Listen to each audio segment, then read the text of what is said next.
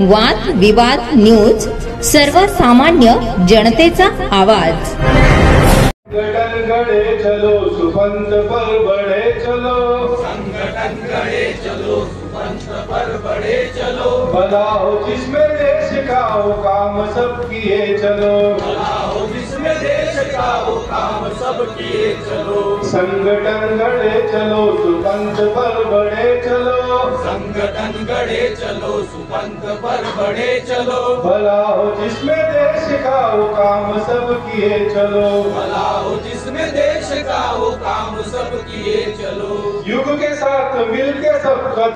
नवापूर शहरात गुढीपाडवा व हिंदू नववर्षानिमित्त राष्ट्रीय स्वयंसेवक संघाच्या वतीने शताब्दी वर्षानिमित्त पथसंचलन आयोजित करण्यात आले होते। स्वयंसेवककडून भगवा ध्वज यावेळेस ध्वजारोहण करण्यात आला। यानंतर जितेंद्र अहिरे यांनी संगठन घडे चलो अशी कविता म्हटली। यानंतर कार्यक्रमाची सुरुवात प्रार्थना झाली। त्यानंतर राष्ट्रीय स्वयंसेवक संघाचे कमलेश पाटील यांनी मार्गदर्शन केले। यामध्ये संघाच्या शतकृतीचा ऐतिहासिक प्रवास, हिंदू संस्कृतीचे महत्त्व, राष्ट्रसेवेतील संघाची भूमिका यावर माहिती देण्यात आली।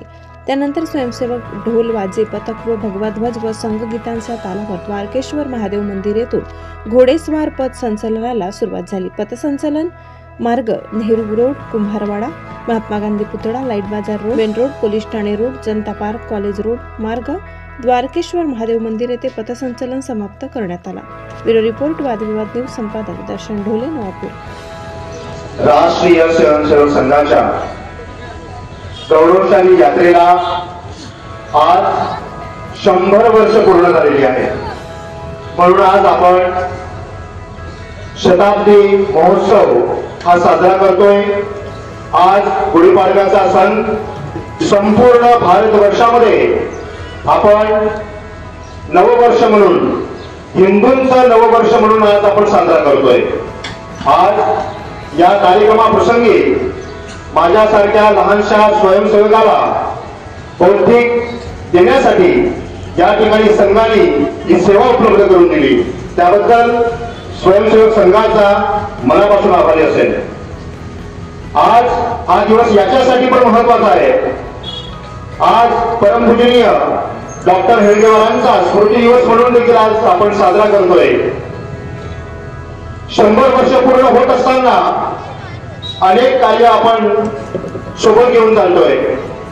भारत देशासाठी आणि भारताला परमवैभवापर्यंत नेऊन घेण्यासाठी नवतरुणांना घडवण्याचं काम राष्ट्रीय स्वयंसेवक संघ मोठ्या प्रमाणामध्ये आज करताना आपल्याला दिसतंय।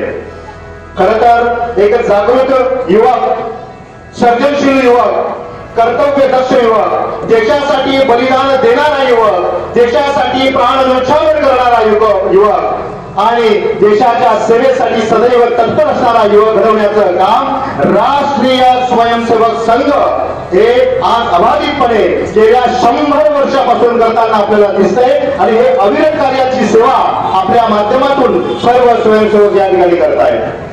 खरं तर राष्ट्रीय स्वयंसेवक संघाचा मुख्य विचार आहे हे राष्ट्र परमवैभवापर्यंत घेऊन जाणं।